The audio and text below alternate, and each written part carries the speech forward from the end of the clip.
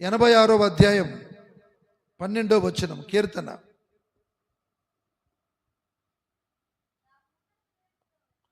నా పూర్ణ హృదయముతో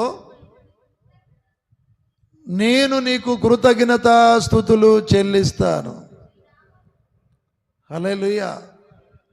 పూర్ణ హృదయముతో అంటున్నాడు ఆయన.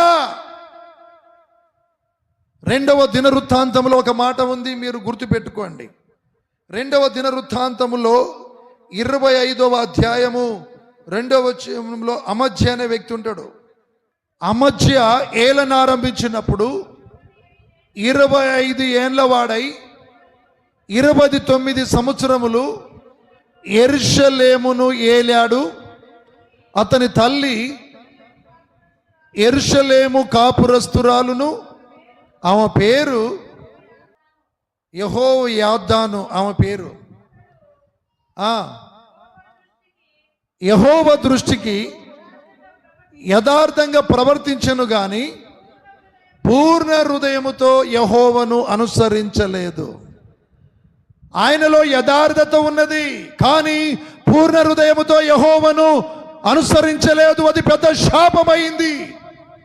వాని లైఫ్లో భయంకరమైన యుద్ధాలు, అమధ్య భయంకరమైన మరణాన్ని నొందాడు ఆయన. ఇవాళ నేను యథార్థవంతుడేనండి, ఉన్నది ఉన్నట్టు అంటున్నాను నువ్వు అనొచ్చు, నోరుంది నీకు కూడా. కానీ దేవుణ్ణి పూర్ణ హృదయముతో నీవు, యథార్థవంతుడైన వాడు పూర్ణ హృదయముతో ఆయనని అనుసరించాలి.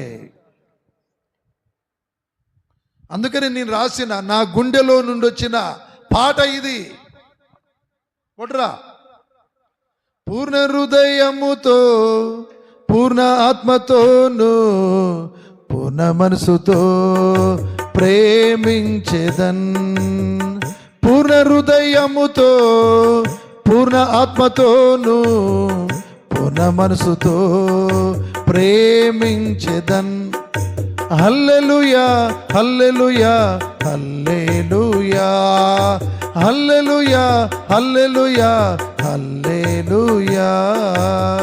నిండు మనసుతో ఆరాధింతును, మంచి మనసుతో ఆరాధింతును, నిండు మనసుతో ఆరాధింతును, మంచి మనసుతో ఆరాధింతును.